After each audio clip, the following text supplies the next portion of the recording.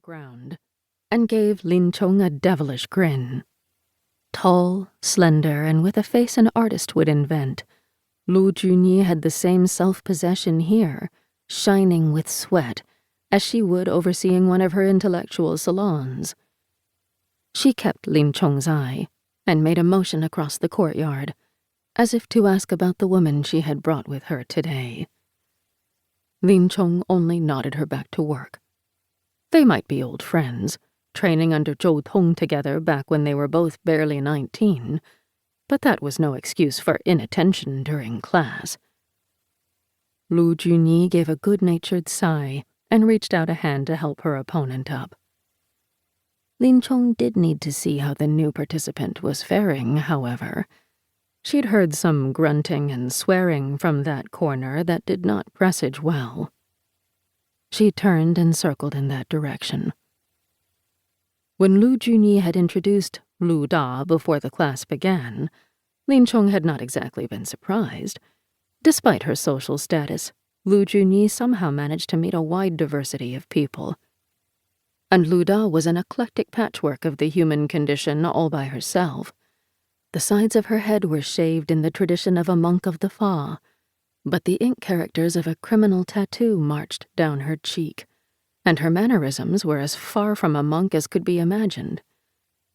When Lu Junyi had introduced her, Lu Da had spit on the flagstone ground and then nearly shouted her salute, smacking her hands together so hard the respectful gesture might as well have been crushing a melon. She was likely strong enough to crush melons, too. She towered over the other students, and her girth was easily twice Lin Chong and Lu Junyi put together. But she'd seemed an eager enough student, bounding over to leave her heavy two-handed sword and even heavier metal staff at the side of the practice yard at Lin Chong's direction. When Lin Chong stepped back over to her, however, it was to find that Lu Da and her opponent had somehow devolved into a wrestling match. Lu Da had her partner in a bear hug and was squeezing her so hard her feet had come off the ground. But the other woman had been training with Lin Chong for many months, and she managed to twist and break the hold. She dropped back to her feet and spun lightning fast. "Why, you donkey!" Lu Da bellowed and swung a massive fist, which her partner dodged. Lu Da let out a roar that seemed to call earth and wind to her command. She thrust out a palm, striking the empty space between them, and from a full pace away blasted her opponent back. The woman flew into the air, only to land on her back and roll until she hit one of the neighboring buildings. "Stop," Lin Chong said. She didn't speak loudly, but she never had to. The entire class halted and turned to attention from where they were. Several of them had already been distracted into watching Lu Da, their faces dazed and fascinated.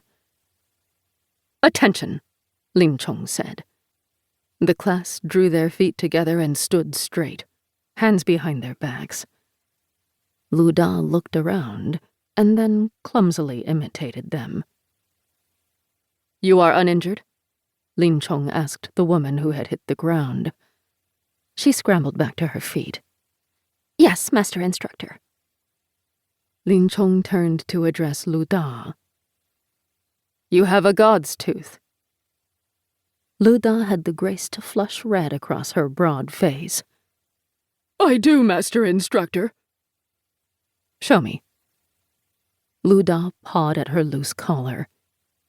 Beneath her tunic, a magnificent garden of tattooed ink peered out, far more wild and fantastical than the impersonal criminal brand on her face. She grabbed at a long leather cord around her neck and drew it forth to reveal a shining shard of stone or porcelain.